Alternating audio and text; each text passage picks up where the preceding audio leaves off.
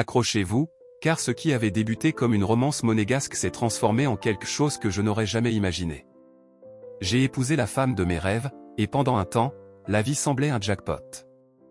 Mais ensuite sont venues les transformations, les mensonges et les révélations qui ont bouleversé mon monde. Un jour, un collègue m'a dit avoir vu ma femme avec un autre homme. Tout s'est effondré pour moi. Pendant que je travaillais à la table de poker, elle faisait des affaires avec un autre type dans le casino d'Aix-en-Grave-Côté. Puis elle rentrait à la maison, impassible, me souriant comme si de rien n'était. J'ai engagé un détective privé et découvert un terrible secret. Ce qui s'est passé ensuite est incroyable. Et j'ai mis fin à cette histoire 4 ans plus tard. Mais n'allons pas trop vite. Si vous avez déjà travaillé dans un casino, vous savez que c'est un univers à part. Lumières éclatantes, le tintement incessant des machines à sous, sourire forcé des touristes prétendant être en veine, c'est le chaos drapé de velours. C'est là que j'ai rencontré Camille. Nous étions tous deux croupiers dans l'un des grands casinos, je ne le nommerai pas, mais disons que les pourboires étaient généreux et les heures longues. J'avais 32 ans à l'époque. Je distribuais les cartes depuis un moment, maîtrisant le jeu sur le bout des doigts. Camille, elle, avait 30 ans et venait d'arriver à notre table, bien qu'elle ne soit pas novice dans le métier. La première fois que je l'ai vue, elle est entrée comme si elle possédait la salle. Cheveux noirs attachés en un chignon désordonné mais parfait, rouge à lèvres éclatant assorti à son caractère, et une assurance qui vous frappait en plein cœur. Elle n'était pas seulement belle ou elle était dangereuse, comme certaines femmes savent l'être. Comme si elle connaissait son pouvoir et n'hésitait pas à l'assumer. Le genre de femme capable d'illuminer une pièce et de la réduire en cendres si elle s'ennuyait. Au début, nous partagions juste la même table. On échangeait des banalités pendant les pauses. Elle avait un humour pince sans rire qui me désarçonnait. Nous travaillions comme une machine précise, rapide, professionnelle. Notre rythme était fluide. Un soir, après un vendredi mouvementé, en quittant le travail, j'ai lancé « Tu veux boire un verre ?» Elle a esquissé un sourire, sans rien dire, juste un hochement de tête. Nous nous sommes retrouvés dans un petit bar de quartier, là où les locaux vont pour fuir le cirque des touristes. Un verre s'est transformé en 3. Puis 5. On a parlé de tout, de son arrivée de Toulouse à Monaco pour l'argent, de mon stagnation dans ce boulot stable depuis des années. Ce n'était pas profond au début, juste sincère. Et ça, c'est rare dans cette ville. Nous avons quitté le bar vers 3 heures du matin, partagé un taxi jusqu'à chez elle.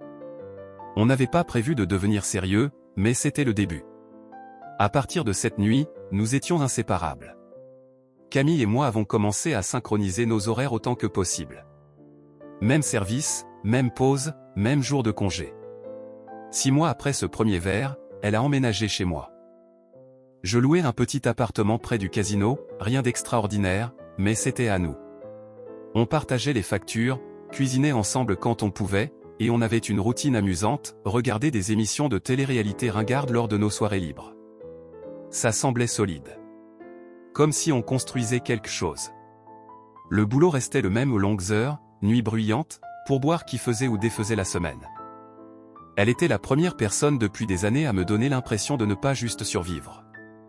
2 mois après son emménagement, nous avons décidé de nous marier. Pas de grandes déclarations, pas de demande en mariage sophistiquée. Une nuit, sur le canapé, un peu éméchée, elle m'a regardé et a dit « Tu sais, on devrait le faire ». J'ai cru qu'elle parlait de commander à manger. Mais non, elle parlait de se marier. Et on l'a fait, à la mode monégasque. Un sosie de Johnny Hallyday, un bar ouvert, nos collègues comme témoins, et une playlist composée à 80% de tubes danse des années 2000. Je portais un smoking de location qui sentait les regrets de quelqu'un d'autre. Elle portait une robe blanche à 30 € qui la faisait ressembler à une star de cinéma. Ce n'était pas traditionnel. Ce n'était pas parfait. Mais c'était à nous. Pendant un temps, la vie était belle. On travaillait toujours les mêmes horaires, passait nos moments libres ensemble. Elle plaisantait sur l'idée d'ouvrir notre propre casino un jour, sans horloge et avec un code vestimentaire interdisant les Bermudas. Je commençais à croire qu'on pouvait bâtir un avenir, pas un château sur la côte d'Azur, mais quelque chose de vrai. De stable. Elle avait une énergie qui me faisait respirer plus facilement quand elle était là. Le casino, la routine, les faux sourires, tout s'effaçait quand nous étions ensemble.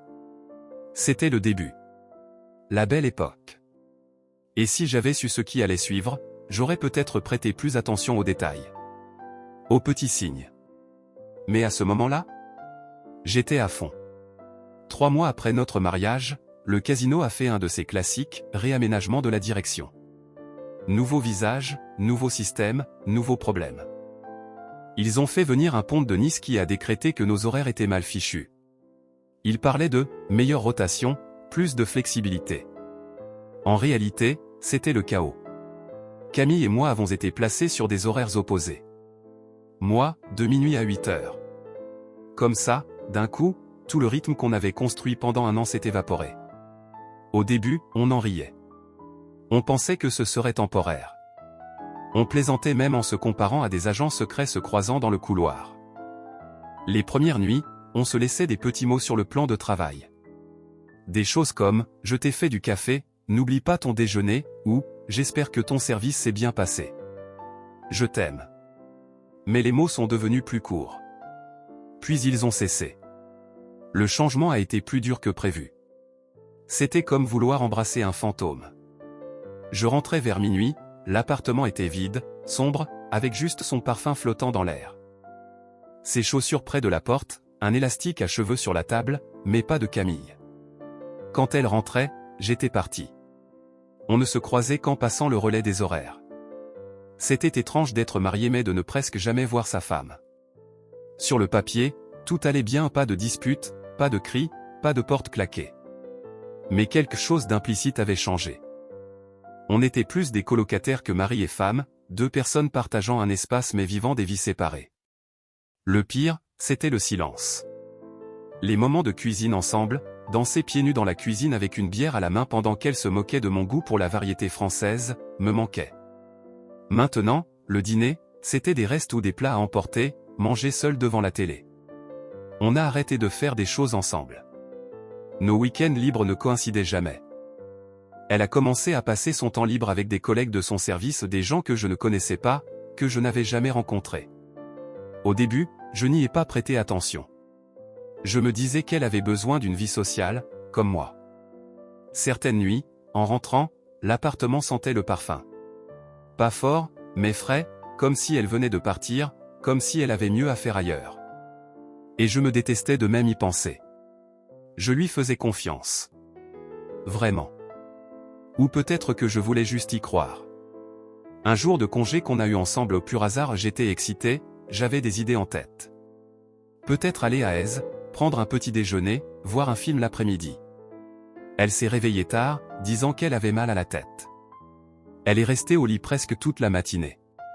Elle ne voulait aller nulle part, disait qu'elle avait besoin de repos. Je me suis dit de ne pas trop réfléchir. Tout le monde se fatigue. Tout le monde a besoin d'espace. Mais l'espace, si on n'y prend pas garde, s'étire. Le nôtre s'est tellement étiré qu'on pouvait être sur le même canapé et avoir l'impression d'être sur des planètes différentes. Elle a commencé à s'habiller différemment, en plus de maquillage lors de ses jours de congé, des vêtements plus ajustés, un parfum que je ne reconnaissais pas. J'ai remarqué. Je n'ai rien dit. Une partie de moi pensait que le dire à voix haute rendrait la chose réelle. Je ne voulais pas admettre qu'on s'éloignait. Je me disais que c'était juste une phase. Les horaires changeraient à nouveau. On se resynchroniserait. Je m'accrochais à l'idée qu'on était toujours nous. Que la femme que j'avais épousée, celle qui dansait avec moi pieds nus dans un parking, ivre, était toujours là, juste fatiguée, juste débordée, comme moi. Mais au fond, je le sentais. Cette panique silencieuse quand on sent que quelque chose nous échappe et qu'on ne peut pas le retenir, peu importe à quel point on essaie. On était toujours mariés, on partageait le même lit, nos noms étaient sur le bail. Mais ce n'était plus pareil. Et je ne le savais pas à l'époque, mais cette distance silencieuse, cet étirement n'était pas juste une mauvaise passe. C'était le début de la fin. C'était un service comme un autre, du moins au début. Je m'étais habitué à la routine pointée, préparer les jetons, sourire aux caméras, distribuer les cartes comme si tout allait bien. À ce moment-là, la distance entre Camille et moi était devenue la norme. Je n'étais pas heureux, mais je ne m'effondrais pas non plus. Je faisais juste ce qu'il fallait. Cette nuit-là, Marc est venu remplacer Paul, qui avait annulé pour une intoxication alimentaire ou une grippe où personne ne savait vraiment. Marc travaillait habituellement le matin, mais on s'était souvent croisés quand j'avais commencé. On préparait la table de blackjack pendant un moment calme entre deux vagues de touristes, et soudain, Marc m'a regardé et a dit, l'air détaché, « Je crois que j'ai vu ta femme au casino de Monte-Carlo la semaine dernière. » J'ai levé les yeux de mon jeu de cartes. Ouais. Il a hoché la tête, continuant à compter les jetons. Ouais, elle était avec un mec. J'ai ri. Un rire trop rapide, trop forcé. Nan, t'as dû te tromper. Camille déteste cet endroit. Marc a juste haussé les épaules. Peut-être que je me trompe, peut-être pas. Je me suis juste dit que tu devrais savoir. Et c'était tout. Il est retourné à son travail. Mais quelque chose dans sa façon de le dire m'a marqué. Ce ton désinvolte, comme si ce n'était rien mais peut-être que si. Comme s'il ne voulait pas causer de problème, mais ne voulait pas se taire non plus. Le reste du service a traîné en longueur. Je ressassais ces mots dans ma tête, encore et encore. Ce soir-là, en rentrant, je voulais l'appeler et lui demander pour Monte-Carlo. Lui dire, t'étais là-bas la semaine dernière? Avec quelqu'un. Mais les mots ne sortaient pas. Une partie de moi ne voulait pas entendre la réponse. Une partie de moi voulait qu'elle entre dans la cuisine, m'enlace et rigole en disant que c'était une méprise ridicule. Mais ça n'est pas arrivé. L'appartement était vide, elle travaillait. Les jours suivants, je n'arrivais pas à lâcher l'affaire. J'essayais de me convaincre que c'était une erreur de Marc. Peut-être que ce n'était pas elle. Peut-être une collègue. Mais au fond, ce doute ne partait pas. Cette petite voix dans ma tête qui murmurait, et si c'était elle? Et s'il avait raison? Alors, j'ai fait quelque chose que je n'aurais jamais cru faire. J'ai trouvé un détective privé en ligne bonne critique, un type d'âge mûr qui semblait pouvoir se fondre n'importe où. On s'est rencontrés. Il s'appelait Gérard. Il portait un polo rentré dans son jean, pas du tout l'image qu'on se fait d'un espion. Je lui ai raconté ce que je savais, les changements d'horaire, le fait qu'on se voyait à peine, qu'un ami pensait l'avoir vu avec quelqu'un. Je me sentais idiot en le disant à voix haute. Comme si j'exagérais. Comme si j'étais un mari paranoïaque incapable d'accepter que sa femme ait des amis. Mais Gérard n'a pas scié. Il a pris des notes, posé des questions. À quelle heure partait-elle pour le travail? Où disait-elle aller pendant ses jours de congé? Avait-elle une routine régulière? Avais-je remarqué quelque chose de différent récemment? J'ai répondu honnêtement. Tout ce que je pouvais. Mais la principale chose que j'ai dite, c'était, on ne se voit qu'avant les services, le reste du temps, je ne sais pas où elle est ni avec qui. Gérard m'a demandé une photo récente et m'a dit qu'il la suivrait pendant 2 ou 3 semaines. Il m'a conseillé d'agir normalement, de ne pas éveiller de soupçons. J'ai accepté. Je lui ai payé l'avance en liquide et je suis sorti du café avec une sensation d'oppression dans la poitrine. En rentrant ce soir-là, j'avais l'impression d'avoir ouvert une porte que je ne pourrais plus refermer. Comme si, quoi qu'il arrive ensuite, rien ne serait plus jamais comme avant. Je me disais que je me trompais peut-être. Qu'elle traversait juste quelque chose. Que j'en faisais peut-être trop. Mais cette phrase de Marc résonnait dans ma tête, encore et encore, comme un disque rayé. Et une fois que cette pensée s'était installée, elle ne m'a plus lâché. Il a fallu une semaine avant que Gérard, le détective, m'envoie son premier message. Un court email, vague, j'ai du nouveau. Je continue. Je reviens bientôt.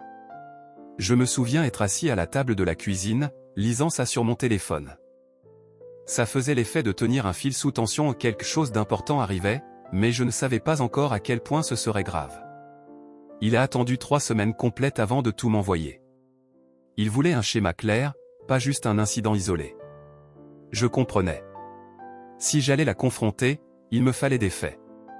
Pas des suppositions. Pas des rumeurs. Des preuves. L'enveloppe est arrivée un jeudi matin. J'ai dit au travail que j'avais une gastro et j'ai pris ma journée. Mes mains tremblaient quand j'ai ouvert l'enveloppe. À l'intérieur, une pile de photos, des notes horodatées et un court résumé tapé. Il y avait plus d'une douzaine de photos. Différentes dates. Différents lieux. Mais toujours le même homme. Il n'avait jamais l'air pressé. Toujours calme. Camille entrant dans le hall d'un hôtel à ses côtés. Camille près de l'ascenseur, riant. Camille sortant d'un bistrot à Menton un dimanche après-midi, le même jour où elle m'avait dit qu'elle rendait visite à sa cousine. Elle semblait différente. Pas seulement plus heureuse. Plus légère. Comme quelqu'un qui ne portait pas le poids de la culpabilité. Comme si elle ne craignait pas d'être surprise. Comme si elle avait déjà fait la paix avec ce qu'elle faisait. Je suis resté là 2 heures, peut-être, à regarder les photos encore et encore. J'ai lu les notes de Gérard comme un témoignage au tribunal. Il avait même écrit « Semble très à l'aise avec cet homme. N'agis pas comme si elle le cachait. » Cette dernière phrase m'a profondément blessé. J'ai pris quelques jours de congé pour que nos week-ends coïncident. J'ai attendu son jour de repos. Je voulais être à la maison. Pas la confronter alors qu'elle se préparait pour le travail ou que je partais en vitesse. Je voulais que ce soit juste nous. Sans distraction. Sans bruit. Ce matin-là, elle était dans la cuisine, faisant du café comme si c'était un jour normal. Elle portait un de mes t-shirts, celui qu'elle piquait toujours après la lessive. Cheveux attachés. Pieds nus. Pendant une seconde, j'ai cru que rien n'avait changé. Je suis allé dans le salon et j'ai posé l'enveloppe sur la table basse. Elle l'a regardé, puis m'a regardé. « C'est quoi ?» a-t-elle demandé, tenant sa tasse à mi-chemin. Je me suis assis au bord du canapé. « Tu devrais l'ouvrir. » Elle n'a pas bougé tout de suite. Puis elle s'est approchée, s'est assise en face de moi et a ouvert l'enveloppe. Pas de réaction au début. Elle tournait les photos comme des pages d'un magazine. Calme. Mécanique. Quand elle est arrivée à la dernière, elle a pris une grande inspiration et a dit « D'accord. » C'était tout. Pas « qu'est-ce que c'est ?» ou « ce n'est pas ce que tu crois. » Juste « d'accord. » Je l'ai fixé. C'est tout ? Tu ne vas même pas essayer de nier ? Elle s'est frotté le front, a regardé le sol une seconde, puis a croisé mon regard. Antoine, je crois que j'ai juste arrêté de ressentir quelque chose. Cette phrase m'a frappé comme un train de marchandises. Pas de larmes. Pas de colère. Juste des mots qui n'avaient aucun poids pour elle mais qui m'ont coupé le souffle. Je me suis adossé, bras croisés. Et maintenant ? Elle a regardé l'enveloppe, puis moi. Divorçons. C'était dit comme si elle demandait de résilier un abonnement téléphonique. Calme. Froid. Net. Je n'ai pas répondu tout de suite. J'ai juste hoché la tête lentement. Ce n'était pas comme si je n'avais pas imaginé ce moment, je l'avais répété dans ma tête pendant des jours, mais maintenant que c'était réel, je ne ressentais pas de soulagement.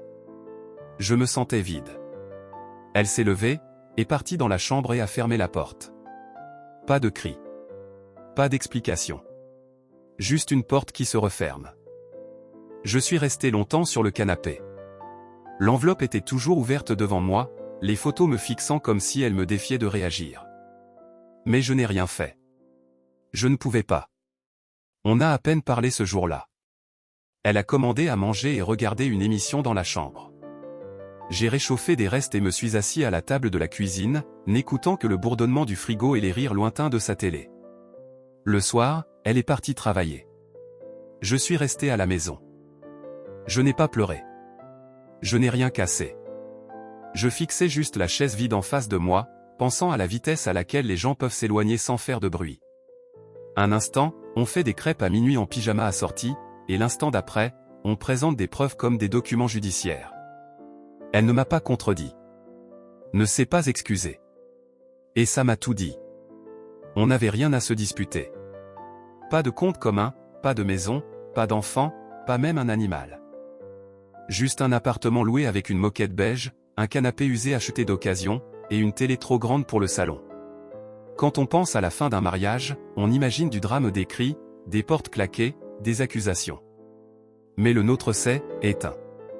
Silencieux. Engourdi. Après ce matin où j'ai montré les photos et qu'elle a avoué, on n'en a plus reparlé. Pas une fois. Pas d'excuses, pas d'explications, pas de regrets, du moins, rien qu'elle ait exprimé. On est devenus 2 personnes coexistant dans le même espace, flottant l'un près de l'autre comme 2 bateaux dans le brouillard. J'ai appelé mon manager le lendemain et lui ai dit que je démissionnais. Je n'ai même pas cherché une bonne excuse. J'ai juste dit que j'en avais fini. Il m'a proposé des congés, disant que je changerais peut-être d'avis, mais je l'ai remercié et j'ai coupé court. J'ai donné mon préavis de 2 semaines et travaillé chaque service en silence. Pas de drame, pas d'annonce. Certains croupiers savaient probablement que quelque chose se passait, cette ville vide de murmures et de regards en coin, mais personne ne m'a rien dit en face. Je préférais ça. Pendant ce temps, Camille et moi partagions toujours l'appartement, faute d'autres endroits où aller. Les loyers à Monaco ne laissent pas beaucoup de place à la fierté. On continuait sur des horaires différents, évitant de se croiser à la maison. Elle au travail, moi à la maison. Moi au travail, elle à la maison. On avait développé une chorégraphie silencieuse, comme si on partageait une scène sans jamais être sous le même projecteur. 2 semaines ont passé ainsi. Puis on a rempli les papiers. On est allé ensemble au tribunal, au trajet silencieux, attente en file, signature. Ils nous ont donné une date d'audience officielle. 2 mois plus tard. Ils ont dit que c'était une formalité, vu qu'il n'y avait pas de litige. Juste se présenter, tout confirmer, et partir. Le trajet du retour était la dernière fois qu'on était vraiment seuls ensemble. Et on n'a pas dit un mot. Cette nuit-là, j'ai préparé un sac de voyage. Juste l'essentiel, quelques chemises, jeans, ma trousse de toilette. J'ai laissé le reste. À quoi bon garder des uniformes de casino ou des cartes d'anniversaire de quelqu'un qui ne reviendrait pas? J'ai réservé un billet de train pour Bordeaux. J'ai appelé mes parents pour leur dire que je rentrais un moment. Je n'ai pas donné tous les détails, juste dit que j'avais besoin d'une pause loin de la côte et d'un nouveau départ. Mon père a dit, tu as toujours une place ici, et ça suffisait. Quitter Monaco n'a rien eu de dramatique. Je n'ai pas fait un dernier tour de l'appartement. J'ai juste laissé ma clé sur le plan de travail, envoyé un message à Camille, parti. C'est à toi maintenant, et je suis sorti. La gare semblait irréelle. Des gens pressés avec des valises, des projets, de l'excitation, pendant que j'étais là avec un seul sac et un esprit rempli de questions sans réponse. Le trajet était court, mais il semblait interminable. En arrivant à Bordeaux, l'air était plus frais, plus lourd. Le genre de froid qui traverse la veste et réveille quelque chose en vous. Mon père m'a récupéré à la gare dans son vieux Renault. Il n'a pas beaucoup parlé ou juste une tape dans le dos. Je me suis assis côté passager et j'ai regardé une ville qui n'avait pas changé en 10 ans. Je n'ai pas pleuré. Je ne me suis pas effondré. J'étais juste fatigué. Épuisé jusqu'aux os. Les premiers jours à la maison étaient calmes. Maman faisait trop à manger, comme si me nourrir pouvait tout réparer. Papa m'a proposé d'aller pêcher. J'ai dit peut-être plus tard. Je dormais dans ma vieille chambre, avec des affiches encore au mur, même si j'étais trop vieux pour ça maintenant. Je pensais à Camille, mais pas comme on pourrait le croire. Elle ne me manquait pas vraiment. C'était l'idée de nous qui me manquait. Le confort. La routine. L'illusion. La version d'elle qui existait avant les changements d'horaire et le silence. Avant les hôtels et les inconnus. C'est étrange comme un mariage peut s'arrêter sans fracas. Pas de cris, pas de porte claquée. Juste une compréhension silencieuse que ce qu'on avait est fini, et qu'il ne reste rien à sauver. Je ne savais pas ce qui m'attendait. Pas de travail, pas de plan, pas de femme.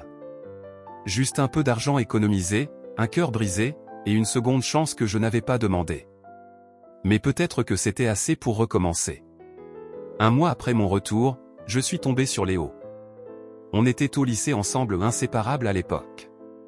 On avait perdu contact avec les années. Il m'a reconnu dans une station-service, alors que je prenais un café et un paquet de chips. Il m'a tapé l'épaule. Antoine? Je me suis retourné et il était là, même barbe broussailleuse, même sourire en coin, mais avec un peu plus de gris dans les cheveux. On a discuté dans le parking comme si le temps n'avait pas passé. Il m'a demandé ce que je faisais en ville, et j'ai répondu, je me recentre. Pas envie de rentrer dans le fiasco de Monaco, et heureusement, il n'a pas insisté. À la place, il a dit, je bosse sur un truc, j'aimerais t'en parler. 2 jours plus tard, on s'est retrouvés dans un petit bistrot et il m'a tout expliqué. Léo s'était lancé dans la fabrication de tables de jeux sur mesure dans son garage au blackjack, poker, roulette. Pas des tables pliantes bas de gamme pour les soirées, mais du haut de gamme. Acajou, incrustation, tapis personnalisés avec nom ou logo brodé. Il en avait vendu 3 par le bouche à oreille et peinait à suivre la demande. Il m'a dit, tu connais le monde des casinos mieux que personne. Aide-moi à en faire une vraie entreprise. Je n'ai pas dit oui tout de suite. Mais je n'ai pas dit non non plus. Les semaines suivantes, j'ai traîné dans l'atelier au poncer les bords, testé le tapis, pesé les jetons, donné mon avis sur les designs. Je n'y connaissais rien en menuiserie, mais je savais comment une table devait être, comment les cartes devaient glisser, où poser les coudes, la hauteur parfaite pour qu'un joueur se penche. Ce genre de détail ne s'apprend pas sur un tableau Excel, mais ça compte. Finalement, j'ai investi une partie de mes économies. On a quitté son garage pour louer un entrepôt en périphérie. On a embauché 2 gars qui savaient manier une scie et un pinceau. On a créé un site web clair. On a commencé à se montrer dans des salons locaux, des foires, et même à envoyer des brochures à des casinos. Et, bizarrement, ça a marché. 2 mois plus tard, le jour du procès est arrivé. J'étais à Monaco à ce moment-là. Le procès en lui-même était rapide, discret, sans rien de mémorable. Après, Camille et moi nous sommes dit au revoir comme de vieux amis, et je suis rentré. Petit à petit, les commandes ont afflué. D'abord pour des salles de jeux privées. Puis des hôtels-boutiques voulant offrir une soirée casino à leurs clients fortunés. On a décroché un contrat avec une compagnie de croisière. Puis une société de production qui voulait une table de poker vintage pour un film de gangsters tourné dans le sud. Je gérais le côté commercial aux clients, planning, logistique pendant que Léo se concentrait sur l'artisanat. On formait une sacrée équipe. Il y avait des longues journées, des erreurs, des nuits où je m'endormais avec de la sueur sur mon jean, mais pour la première fois depuis des années, j'avais l'impression de construire quelque chose qui m'appartenait. À la fin de la première année, on avait une liste d'attente. À la deuxième année, on expédiait à l'international. À la troisième année, on avait du personnel à temps plein, un vrai bureau, et des contrats avec des designers haut de gamme qui voulaient nos tables dans leur catalogue. J'ai visité un hôtel de luxe à Paris et vu une de nos tables de roulette utilisées pour des événements privés. C'était irréel. Léo a pleuré. J'ai ri. Avec l'argent qui rentrait, j'ai acheté une maison en périphérie de Bordeaux.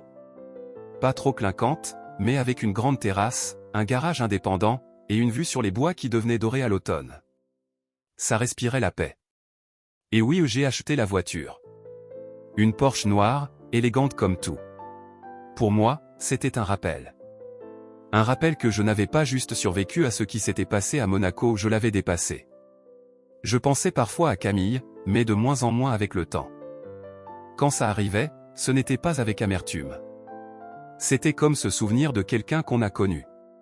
Comme une photo oubliée dans une vieille boîte. Elle appartenait à un chapitre clos. Tout ce qui est venu après? C'était mon histoire, désormais. Et elle commençait tout juste à devenir belle. 3 ans après avoir laissé la clé sur le plan de travail. En ce temps, j'ai construit une nouvelle vie différente, plus calme, et meilleure à presque tous les égards. Un jour, Léo est entré dans l'atelier pendant que je vérifiais des factures de fournisseurs et a dit « Mec, on a besoin d'une pause. On va à Monaco. » J'ai ri, pensant qu'il plaisantait. Mais non. Il avait déjà regardé les trains et cherchait des hôtels en ligne comme un gamin planifiant son premier voyage. L'idée ne m'enchantait pas au début. J'avais trop travaillé pour laisser Monaco derrière moi. Mais une partie de moi était curieuse. Pas dans un sens dramatique, comme affronter son passé ou plutôt comme se demander à quel point la ville avait changé. Et peut-être, juste peut-être, à quel point moi j'avais changé. Mais je lui ai dit, pas de train, on prend ma voiture. Il a souri et répondu, on conduira à tour de rôle. On a réservé une chambre à l'hôtel où je travaillais avant. Ça semblait être le genre de boucle à boucler pour de bon. J'ai dit à Léo qu'on ne jouerait pas là-bas, les anciens croupiers qui jouent sur leur ancien terrain attirent l'attention. Et la direction n'apprécierait probablement pas. Donc on a prévu de jouer ailleurs, l'hôtel n'étant qu'un endroit où dormir. Revenir à Monaco était étrange. La ville brillait toujours de la même manière, pulsait avec ce mélange de chaos et d'éclat. Mais elle n'avait plus le même attrait. Je ne cherchais plus quelque chose dans les lumières. J'avais trouvé ce dont j'avais besoin chez moi. Après s'être installé, Léo voulait aller jouer au casino, mais j'avais besoin de me dégourdir les jambes, et le hall de l'hôtel ravivait plus de souvenirs que prévu. J'ai erré un moment et fini par arriver à mon ancien lieu de travail. L'odeur m'a frappé en premier aux cigarettes, produits d'entretien, et des années d'adrénaline. Rien n'avait changé. Je marchais lentement, mains dans les poches. Personne ne faisait attention à moi. Je suis passé devant la roulette où j'avais passé des centaines de services. J'ai vu quelques nouveaux visages, mais l'agencement était le même. Mes pieds connaissaient le chemin avant moi. Et puis, elle était là. Camille. Elle était à la table de blackjack, près du fond. Toujours les cheveux attachés, toujours ce rouge à lèvres dont elle ne se séparait jamais. Son uniforme n'avait pas changé. Mais ses yeux. Ils étaient différents. Ils semblaient fatigués. Pas juste physiquement ou plus profondément. Comme quelqu'un qui porte trop de journées toutes identiques. Nos regards se sont croisés. Ses mains ont marqué une pause, juste un instant. Puis elle a souri. Un sourire doux, pas faux, mais pas vraiment chaleureux non plus. Comme si elle ne savait pas si elle était contente de me voir ou juste surprise que je sois réel. Elle a attendu d'être remplacée à la table et est venue vers moi. « Salut », a-t-elle dit en s'approchant. « Salut », ai-je répondu. Il y a eu un moment de silence. On se tenait là comme deux personnes devant une tombe, incertaines de quoi dire. « Tu as l'air différent », a-t-elle dit. « Bien différent. »« Merci », ai-je répondu. « Tu travailles toujours ici ? » « Ouais. J'ai un peu gravi les échelons, mais je suis resté. Ça paye les factures. » On a trouvé un coin tranquille près du bar du hall. Elle m'a posé des questions, et je lui ai répondu. Sans retenue. Je lui ai parlé de Léo, des tables, des clients. Je lui ai montré une photo de l'atelier, de la maison, même de la Porsche garée devant l'hôtel. Elle a souri et dit « Waouh », mais c'était le genre de waouh qu'on dit quand on essaie de cacher sa jalousie. Elle gardait un ton égal, mais je voyais que mon succès la touchait plus qu'elle ne l'aurait voulu. Elle m'a demandé si j'étais heureux, et j'ai dit « Oui, vraiment ». Camille a hoché la tête, regardant ses mains. Ses ongles étaient toujours peints du même rose pâle qu'elle portait quand on était ensemble. Elle a levé les yeux et a dit « Tu as bien fait, Antoine ». Il y avait quelque chose dans sa voix. Pas vraiment de la tristesse, mais une douceur qui n'était pas là avant. Je ne sais pas si c'était du regret ou juste le poids de réaliser que j'avais avancé dans tous les sens qui comptaient. On n'a pas parlé longtemps. Elle a dit qu'elle devait retourner travailler, et j'ai dit que j'avais des plans avec Léo. Pas d'embrassade. Pas de promesse de se revoir. On s'est juste dit au revoir, calmement. En me retournant pour partir, j'ai jeté un dernier regard. Elle était toujours là. Ce regard fatigué ne l'avait pas quitté. Le lendemain matin, après avoir croisé Camille au casino, je suis descendu tôt dans le hall de l'hôtel. Je n'attendais rien. Léo était encore à l'étage, probablement en train de cuver le whisky qu'il m'avait convaincu de partager la veille. Je pensais juste m'asseoir près de la fontaine dehors et observer les passants. Mais elle était là. Camille était assise sur un canapé du hall, près d'un grand bac à plantes. Elle était habillée simplement en jean, chemisier blanc, cheveux détachés. Pas d'uniforme, pas de maquillage. Elle ressemblait plus à elle-même qu'à la table la veille. Je l'ai vue regarder autour d'elle avant de me remarquer. Puis elle a souri, comme surprise par un changement de temps. « Salut », a-t-elle dit en se levant. « Quelles sont les chances ?» Je n'ai rien dit tout de suite. Elle a fait un geste vers la fenêtre, comme pour montrer quelque chose. Je faisais juste des courses dans le coin. J'ai pensé prendre un café d'abord. J'ai hoché la tête. Pure coïncidence, hein ? Elle a esquissé un demi-rire. Peut-être pas totalement. J'aurais pu partir. J'aurais probablement dû. Mais quelque chose dans sa façon d'être là, jouant la décontraction, prétendant que ce n'était pas intentionnel, m'a touché. « Tu veux aller prendre ce café ?» a-t-elle demandé. J'ai marqué une pause. D'accord. On est sorti jusqu'à ma voiture. Je n'ai rien dit quand elle a haussé les sourcils en voyant la Porsche. Elle a passé la main sur la portière pendant que je déverrouillais, puis elle est montée comme si elle l'avait fait 100 fois. Elle n'a pas beaucoup parlé pendant le trajet. Elle regardait par la fenêtre, silencieuse. Je l'ai emmenée dans un café en rooftop que j'avais découvert quelques jours plus tôt. Pas chic, mais avec une belle vue sur Monaco et un café corsé qui ne coûtait pas 15 € la tasse. On s'est assis dehors, sous un grand parasol. Les premières minutes, on a gardé ça simple. Elle m'a posé des questions sur mon entreprise, et j'ai répondu. Elle a demandé pour la maison, l'atelier, si je restais en contact avec des gens de Monaco. J'ai dit que non. Elle n'a pas interrompu. Elle écoutait. Hochait la tête au bon moment. Riait quand je disais quelque chose de drôle. Pendant un instant, on aurait dit deux amis rattrapant le temps perdu. Presque facile. Puis elle s'est penchée en avant, les deux mains autour de sa tasse. Tu sais, a-t-elle dit, je pense que si on avait continué à passer du temps ensemble, peut-être qu'on ne se serait pas éloigné. Je l'ai regardée. Elle ne cherchait pas à faire du drame. Elle le disait comme si elle y croyait vraiment. Elle a ajouté, j'y ai beaucoup pensé. À nous. Et je veux réessayer. Je n'ai rien répondu tout de suite. J'ai regardé au-delà d'elle, vers la rue, où un groupe de touristes essayait de prendre une photo devant une fresque. Puis je l'ai regardée. Camille, ai-je dit, je t'aimais. Tu le sais. Je t'ai tout donné. J'étais là pour le long terme. Et toi, je me suis arrêté, j'ai pris une inspiration. Tu as tout jeté. Comme si ça n'avait pas d'importance. Comme si je n'avais pas d'importance. Tu ne m'as pas parlé. Tu n'as pas demandé d'aide. Tu es juste parti faire ce que tu voulais, et tu m'as laissé découvrir ça dans une enveloppe pleine de photos. Ses yeux se sont baissés sur la table. Elle n'a pas discuté. Elle a laissé mes mots flotter entre nous. Sans toi, ai-je continué, je suis devenu plus que je n'aurais jamais imaginé. J'ai une vie dont je suis fier.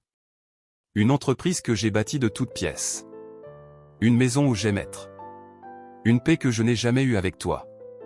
J'ai pris une gorgée de café, me suis adossé à ma chaise. Avec toi? Je serais probablement encore en train de distribuer des jetons à 3 heures du matin, à grignoter des snacks rassis dans la salle de pause, à me demander ce qui n'allait pas et pourquoi tu me regardais à peine. Elle n'a rien dit. Je n'ai pas besoin de ça à nouveau.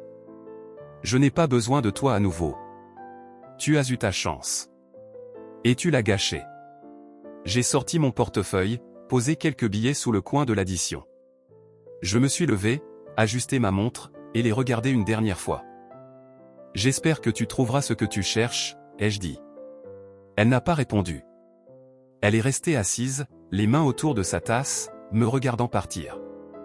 Elle était sous le choc. Au fond, elle enviait ce qu'elle avait manqué, et qui j'étais devenu.